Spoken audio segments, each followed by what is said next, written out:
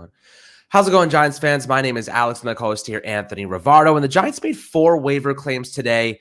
Placed Shane Lemieux, Ellerson Smith on the IR, and they will obviously be out for the first 4 weeks, including Rodarius Williams. So they have to find one more guy to let go. But we want to talk about the 4 players the Giants did acquire. Bolstering the secondary primarily with 2 signings in the secondary, some pretty decent players. There are actually 3 secondary signings, and then 1 offensive guard that we stole from the Philadelphia Eagles. They wanted back. And I have an interesting kind of some knowledge and information to give you guys on Jack Anderson, the offensive guard that we did land. And, he had a pretty interesting preseason, but he did really well at the positions that we necessarily need right now. So, Anthony, before we dive into Jack Anderson to start, how you doing today, my friend?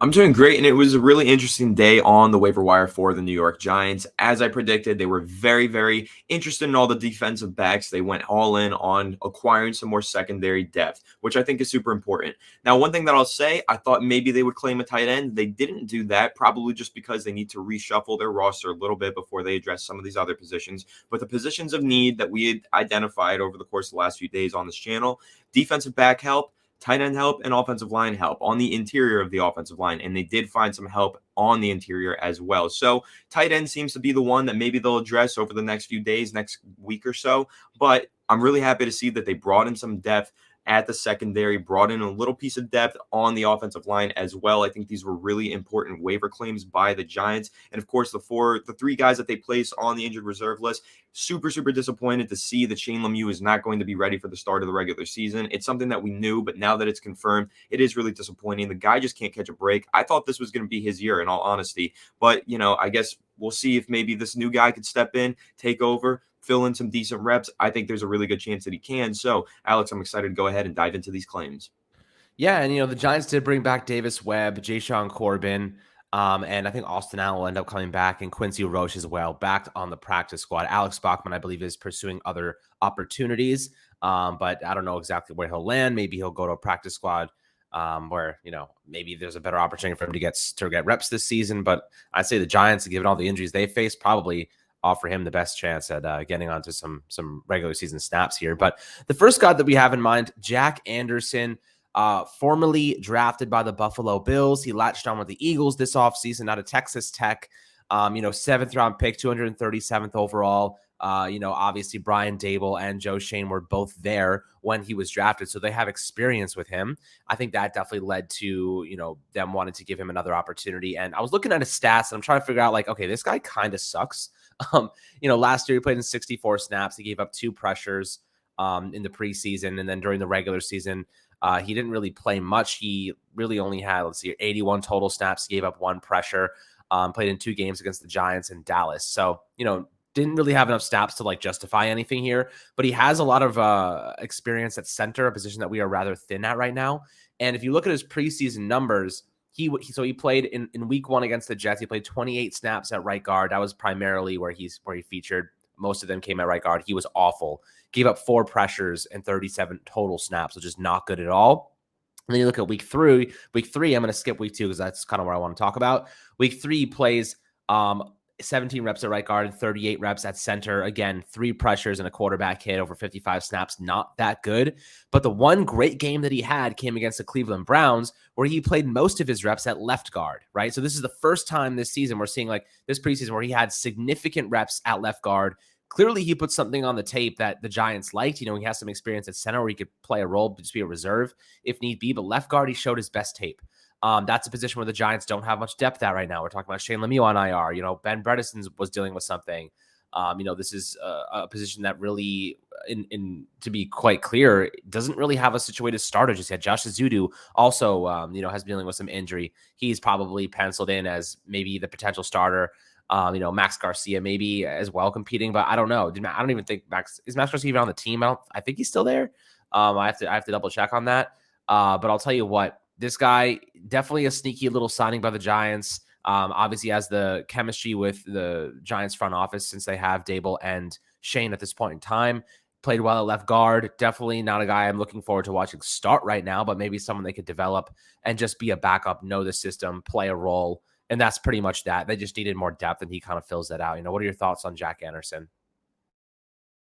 I really like this claim by the Giants. I think the connection with the Buffalo Bills is the important thing to key in on here. Of course, as you mentioned, Joe Shane, Brian Dable, both there when Jack Anderson was brought to the Bills. And I think it's probably a case where this is a prospect that they really liked coming out of the draft. They thought he had some traits, maybe saw some things in practice that didn't fully culminate into success on the regular season or even the preseason field, but they like some of his traits and they know that there's something there that they want to develop. And I'm sure that they also checked the film on him from this year's preseason as well before they made this decision. So there is something there with Jack Anderson that the Giants are leaning towards, that they're gravitating towards. There's something that they feel like they can develop, and that's exactly what they need, is a backup offensive lineman that they can hopefully develop into being decent depth or maybe a low-end starter. And I think that Jack Anderson can definitely be at least decent depth. But right now with the Giants having all these injuries on the offensive line, it's just super important to have a body in there, right? To get Jack Anderson, a guy who has played right guard, a guy who has played center, and a guy who has played well at left guard, especially when the Giants' primary injuries on the offensive line are coming at the left guard position. Now, center position has dealt with a couple of injuries as well, even the backups as well. But with the left guard spot, like I mentioned earlier, Shane Lemieux out for at least 4 weeks. As you mentioned, Joshua Azito all banged up. There's a really good shot that Jack Anderson could find himself starting games for the Giants in those first 4 weeks. So it was very important for the Giants to find a guy who's got versatility on the offensive line for that backup role, but also could potentially start at left guard in a pinch. I like the signing. Is he a world-class elite player? No, probably not. Probably never will be, but decent depth. There's familiarity with the offensive coach and, of course, with the general manager. So I think that this just makes a lot of sense to me, and I think it's a great way to supplement the loss of Shane Lemieux. Yeah, look, if he ends up starting games, which I bet will happen because that's just how the Giants go, they ultimately get just ridiculously unlucky in the injury department at left guard. That would be kind of disappointing. I don't want to see this guy start at left guard because he's a waiver wire claim that we just picked up a week before the season starts. So definitely would hope that he does not make any appearances and just kind of serves as depth. We don't have that many injuries. But the next guy I want to discuss is Jason Pinnock out of New York, out of the Jets. He's coming over from the Jets, converted cornerback to safety. I also, record episodes about the Jets on our Fireside Jets podcast, and he's a guy that really stood out during training camp for them. He is someone that was constantly in the conversation. The Jets fans are bewildered at the fact that they decided to keep Ashton Davis over Pinnock and Will Park. So Pinnock, obviously a guy young, I think he's like 27 years old. Sorry, 27. He's 23 years old. And he's really, really athletic, obviously a little bit bigger. 6 foot, 200 pounds, got some nice size to him. 5th round selection back in 2021 out of Pittsburgh. And this preseason, he actually played in 70 total snaps, and he had 2 tackles, only gave up 12 yards in coverage on 3 targets. Looked really good. He's a guy that has some developmental traits that the Giants probably want to expand on and see what he's got.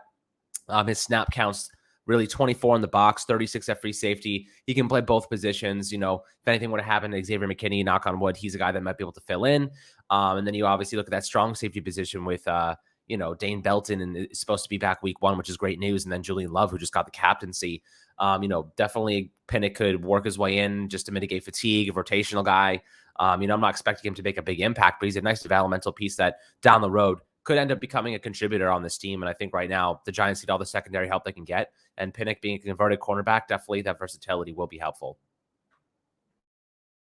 Yeah, absolutely. And I'll put out some stats right here in terms of his alignment in 2021 with the Jets. 60% of his snaps came in the deep safety portion, 20% in the box, and 20% at the nickel cornerback spot. So as you mentioned, having the versatility to play both of those positions, kind of maybe you could say filling a similar role to Dane Belton, what Julian Love used to do, just having the versatility to play in the box, deep, and that nickel corner. I think that's always a valuable thing, especially in this Wink Martindale defense. This is definitely a player who I think will be a scheme fit. Now, just watching some film, watching some clips on Pinnock, I think you take a look at him and you say, yes, he does primarily play at the deep portion of the field, but there are some plays where Jason Pinnock is in the box and he can lay some boom, dude. Like he can hit. He can make some really fierce tackles, force some fumbles, force some incompletions, and that's always something that I like to watch. That's, football gets exciting when guys are bashing their heads into each other, right? Safely, that is, and in the confinements of the rules. But when Jason Pinnock goes out there and lays the boom, it's fun to watch, and I think that's something that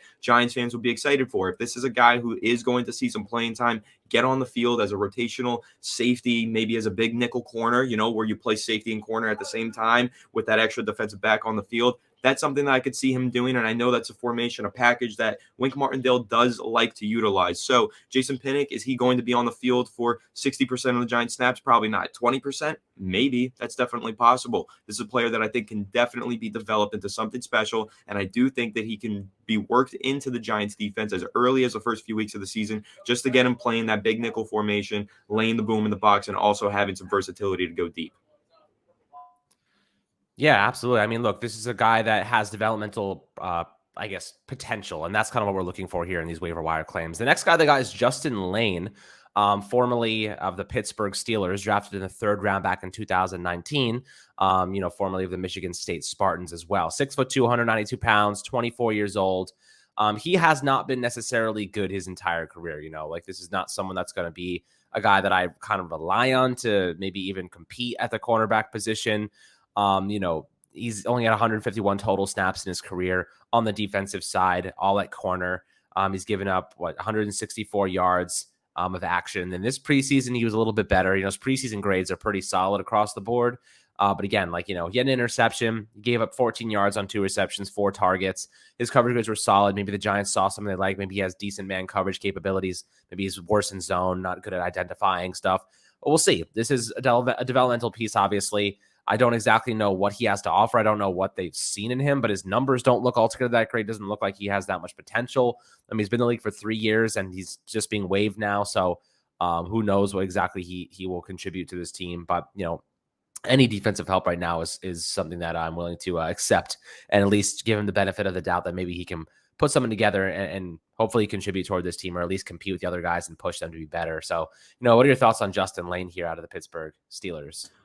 I think he's just another body in the secondary, which is what the Giants needed, honestly. I think there are things to like about him. I'll dive into that. But primarily, this is just a matter of the Giants needing more cornerbacks on their roster. And they found one. And that's pretty much what this is. He was a 3rd-round pick, 2019. He's been in the league for a few years. He's 23 years old. He's still super young, so there's a lot of room to grow, a lot of room for improvement here. There were people who really liked him coming out of the draft that year. And I think that there's definitely some traits, like I mentioned, for the Giants to work with. And the primary one being the fact that he is a 6'2" boundary cornerback. So being a 6'2" cornerback, 23 years old, like I said, I think that is where the value comes into play here for Justin Lane, because if you take a look at Wink Martindale's defenses and how he's ran them in the past, he always has very tall, very big boundary cornerbacks. Think Jimmy Smith, a free agent that we've discussed a couple times on the channel here and there.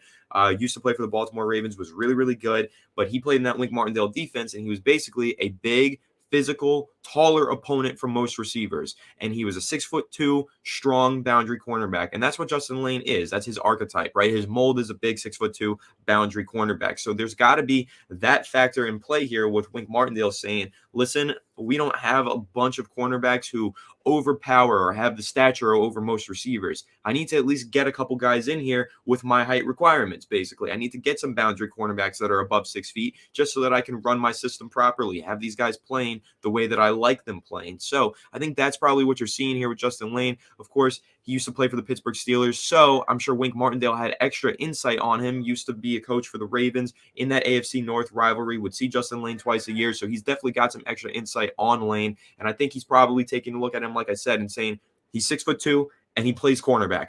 Let's take him. We just need guys like that on this roster. Yeah, I mean, look, I'm just scrolling through Steelers Twitter right now, and everyone's like, "God, thank God he's gone." Like, people do not like him. Never developed. Really good for Michigan State back in the day, but they don't really like him. They're like, "Thank God he's gone." We'll see what happens. Maybe he has some special teams value that the Giants are looking for, but I don't think he's going to contribute much on the defensive side at all. I don't think he's competing with anyone really. So we'll see what happens. This is not one I'm overly excited about, but it is what it is. The other one that the Giants did claim is Nick McCloud. So Nick McCloud actually is an interesting player. He's labeled as a safety, but this preseason he actually played mostly at cornerback. So he had 21 snaps in the box, 22 at safety, 12 in the slot, and 53 at cornerback, 95 at cornerback last year. Pretty solid grades. He did give up a touchdown, give up 27 yards on 5 receptions. But altogether, he's a pretty good tackling defensive back and can play multiple positions. Another former Buffalo Bill undrafted free agent from last year. So the Giants brass does know Nick McCloud. They are familiar with him. He has a lot of reps at a lot of different defensive positions, and I think that's kind of what the Giants are looking for, just versatility at this point. We just need anyone we can get to fill some back end roles. Like, these guys are not starters. Like, just to keep it clear, Justin Lane, Nick McCloud, these guys are not starters. These are last resort players right now. If the Giants want starters, they're going to go to the free agent market, and they have negative $2 million in salary space right now. Thanks a lot, Dave. Joe Shane, you look at this roster, guys, we have no money. We have nothing. Like, some of these positions are very thin. Like, this team is going to have a lot of weaknesses this year. I'm just hoping that some of these coaching groups can really elevate the play, or like across the board. But these guys are just depth players. They're backups. I'm not expecting a ton from them. That's kind of the gist of it. But, what are your thoughts on Nick McCloud, a guy that can play a couple different positions, maybe just fill in and be a reserve safety and cornerback? Yeah, I think that's what the Giants are looking for. Just a guy who can fill in the secondary at multiple positions, because they need depth pretty much at every single position. So having a guy that can be your depth at every single position is pretty valuable. Another thing that I will point out, he is a 6'1", 190-pound defensive back. Just tying in with my last point on Justin Lane, Nick McCloud, again, another tall defensive back who probably has the aggression necessary to play in the Wink Martindale defensive scheme. That's what Wink Martindale is looking for. And of course, as you mentioned, he's got that connection. Used to play for the Buffalo Bills. Joe Shane must have liked him coming out of college. Brian Dable probably likes him and is familiar with him. They can definitely speak to his character because they were with him in a building all of last year. So they know this guy. They know what they're getting in him. Again, as Alex mentioned, these are not starters. All of these guys are backups, except for maybe, offensive line help, just because of how many injuries are on the offensive line. Anybody can be a starter at this point. So keep that in mind. But taking a look at these guys in the secondary, especially the Giants starting 2-3 cornerbacks, if you're including the slot, those are the starters, and we don't really want to get beyond those guys. We want to make sure that they stay healthy, but cornerback is one of the most injury-prone positions in the sport. So you need to have extra bodies on the roster, on hand, on deck to get out there on the field. So that's pretty much what the Giants are doing here, just adding some extra defensive back depth so that in case of injuries, Dory Jackson has dealt with injuries before. We've seen that happen. Darnay Holmes has dealt with injuries before. We've seen that happen. So is Aaron Robinson. So actually, all three of the Giants starting corners have been known to get injured. So it's very, very important right now that the Giants find just at least anybody to play the position in case of any more injuries occurring. Basically, yeah, like you said, we just a 6'2" corner for Justin Lane. We just need bodies at this point, guys. This is kind of what we're going for. This roster is thin. This is a rebuild. This is what it looks like. We kind of, and I'll tell you what. Let me be a little bit more positive for a second, right? This might be a rebuild, but at least this is what it's supposed to look like, guys. In the past, we would have restructured a shitload of contracts, pushed money down the road, made a couple of big free agent splashes, and tried to win now. That's what we did with Bradbury, Blake Martinez, that Logan Ryan. We just signed big contracts, pushed money down the road, kept restructuring. You just can't. It doesn't. Some teams do it, like the Saints, but they're not winning anything. You know what I mean? Like, it doesn't necessarily work. You have to utilize that rookie window for your quarterback. And the Giants right now, like, this is what a rebuild is supposed to look like. At least we know, like, okay, it's supposed to look like shit. It's supposed to suck.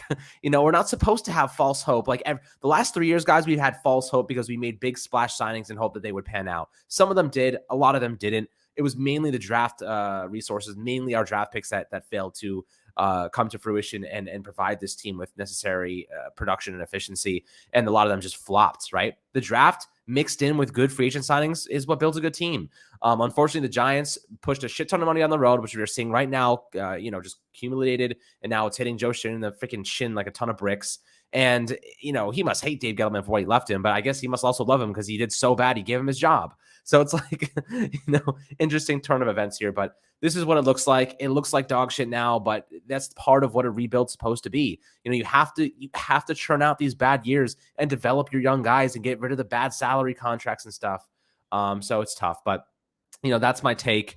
It's tough right now, but things are getting better. The positive is that we are actually on the right trail. Like, we're following the trail that's been carved instead of looking at the trail and saying, no, you know what? I'm going to go right into the woods instead and just, test my luck and then fall right off a cliff instead. That's what we did the last 3 years. So that's the optimistic viewpoint, which also sounds bad, but ultimately we are in kind of a strange situation, my friends. But that kind of wraps up this episode discussing the 4 waiver wire climbs the Giants did make today. If there's any more, if there's any new additions, we will let you guys know as always. Make sure to like and subscribe, and we'll catch you guys on the next Fireside Giants episode.